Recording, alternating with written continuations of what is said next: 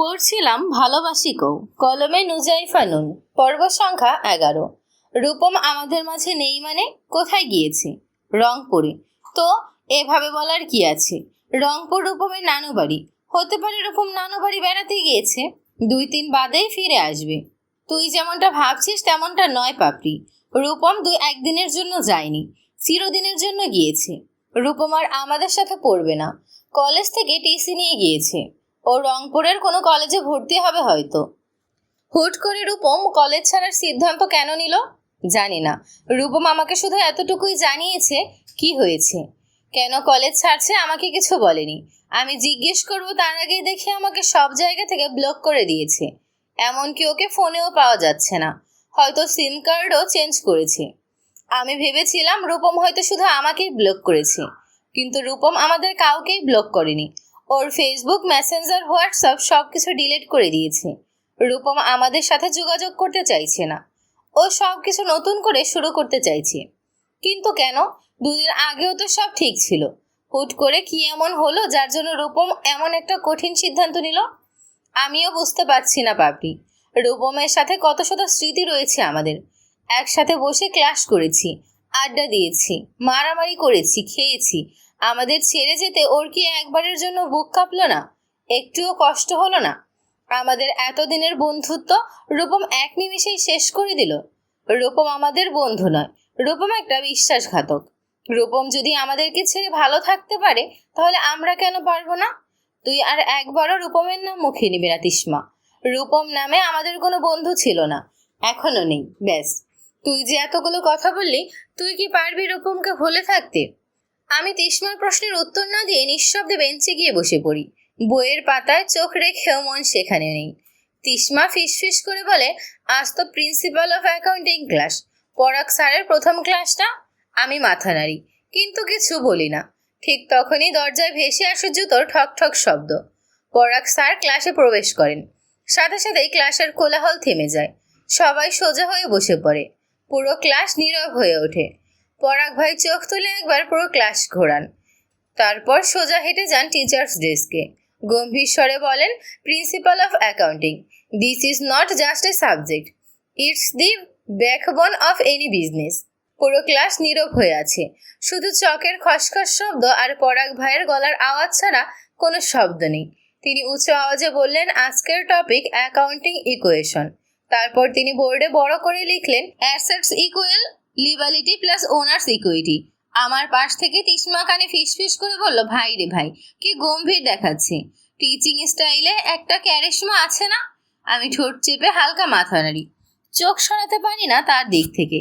তার দিকে তাকানোটা যেন কোনো পাপ, তবুও চোখ ফেরাতে পারি না। পরাগ ভাই বোর্ডের দিকে তাকিয়ে বলেন, এই সমীকরণটা শুধু হিসাব না, জীবনেরও একটা ব্যালেন্স। যদি কিছু পেতে চাও, আগে জানতে হবে কি তোমার দায় আর কি তোমার অধিকার। তার প্রতি শব্দ যেন কোনো সুর হয়ে ছড়িয়ে পড়ে ক্লাসে। সবাই শুনছে, বুঝছে, গিলছে গভীর মনোযোগে। হঠাৎই তার চোখ আমার দিকে পড়ে। মুহূর্তের মধ্যেই আমি জমে ঠান্ডা হয়ে যাই। তুমি? তিনি নাম না নিয়েই বলেন, এই টার্মগুলো বোঝাও তো। Assets, liability, equity. আমি থমকে যাই, বুক ধড়ফড় করতে থাকে। তবুও দাঁড়িয়ে বলি, অ্যাসেটস মানে যা কিছু আমরা মালিকানা সহ ব্যবহার করি, লিবালিটিস যা অন্যের কাছে ঋণ, আর ইকুইটি হলো আমাদের নিজস্ব মূলধন। তিনি ধীরে মাথা নাড়েন, এক কোণঠাসা হাসি দিয়ে বলেন, নট ব্যাড। কনফিডেন্স বাড়াও। হিসেবের জগতে ভুল করলে শিখবে, কিন্তু ভয় পেলে পিছিয়ে পড়বে। ক্লাস শেষ হতেই আমরা মাঠের মধ্যে গোল হয়ে বসি।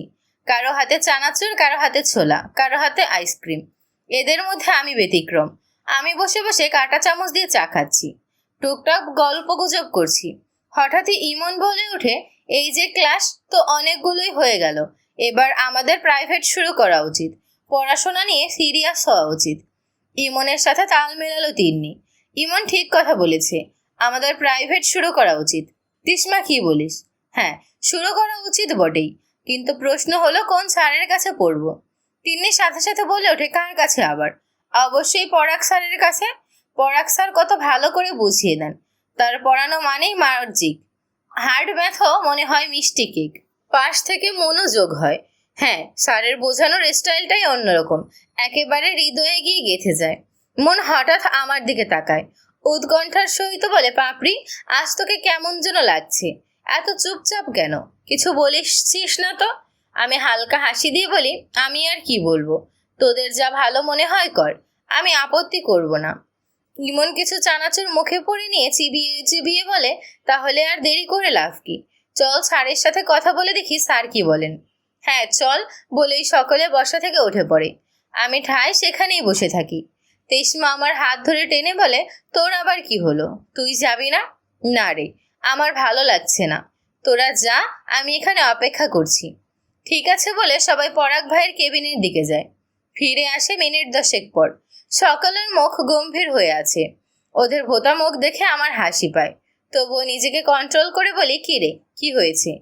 পরাগ স্যার স্পষ্ট বলে দিয়েছেন তিনি কোনো এক্সট্রা ক্লাস নেবেন না। তাহলে এখন কি করবি? তিসমা নীরস মুখে বলে, কি আর করব, নীরব স্যারের কাছে পড়বো, তাছাড়া তো আর কোনো উপায় নেই। তুই কি নীরব স্যারের কাছে পড়বি?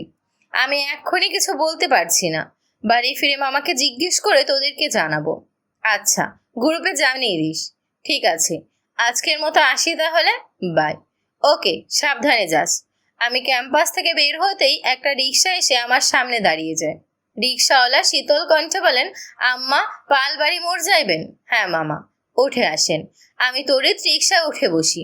রিক্সা চলতে শুরু করে। রিক্সাওয়ালা মামা এটা ওটা জিজ্ঞেস করেন। আমিও হাসি মুখে উত্তর দিই। মামার সাথে গল্প করতে করতে আমি পালবাড়ি মোড়ে চলে আসি। আমি রিক্সা থেকে নেমে মামাকে ভাড়া দিতে যাই, কিন্তু মামা ভাড়া নেন না। বলেন তাকে নাকি ভাড়া দিয়ে দেওয়া হয়েছে। কে দিয়েছে সেটা বলতে পারেন না।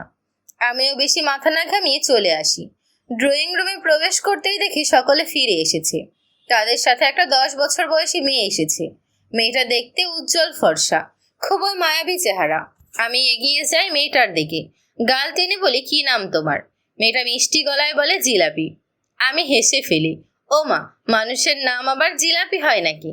সে মুখ কালো করে বলে, আমি যখন আমার মার পেটে ছিলাম তখন আমার মা কিছু খাতি পারতো না, খালি জিলাপি খাতো। জিলাপি আমার মার মেলা প্রিয়, তাই মা আমার নাম জিলাপি রাখছে। ভাগ্যিস তোমার মা ড্রাগন ফল খেতে পছন্দ করতেন না। আমার কথা শুনে মামা হো হো করে হেসে ওঠেন। আমাকে ডেকে নিজের পাশে বসিয়ে বলেন, ওর নাম লাবণ্য, খুব দরিদ্র পরিবারের সন্তান। ওর বাবা ক্যান্সারে আক্রান্ত, মা মানুষের বাড়ি বাড়ি কাজ করে। এত মিষ্টি বাচ্চা একটা মেয়েকেও কাজে পাঠিয়েছিল। লাবণ্যকে দেখে তোর মামির বড্ড মায়া হয়, তাই ওকে সাথে করে নিয়ে এসেছি। খুব ভালো করেছো মামা। মামা আমাকে নিজের বুকের সাথে চেপে ধরলেন, কপালে চুমু দিয়ে বললেন, জীবনের নতুন অধ্যায়টা কেমন লাগছে? খুব ভালো মামা। তুই ফিরলি, কিন্তু জাউরাটা এখনো ফিরল না যে? মামার মুখের কথা মুখে থাকতেই পরাগ ভাই আসেন। মামা পরাগ ভাইয়ের দিকে একবার তাকিয়ে দৃষ্টি সরিয়ে নেন। আমার মাথায় বিলি কেটে দিয়ে বলেন, জামা, গিয়ে ফ্রেশ হয়ে নে। আমি একটু ইতস্তত বোধ করি, তারপর বলি, আমার একটা কথা ছিল মামা। কিছু লাগবে কি? না। হ্যাঁ, পারমিশন। কোথাও ঘুরতে যাবি নাকি? না মামা, আমার ফ্রেন্ডরা নীরব স্যারের কাছে পড়বে, আমিও পড়তে চাচ্ছি। মামাকে হ্যাঁ না কিছু বলার সুযোগ না দিয়ে পরাগ ভাই বললেন, নীরবের কাছে তোকে পড়তে হবে না, আমি তোকে পড়াবো।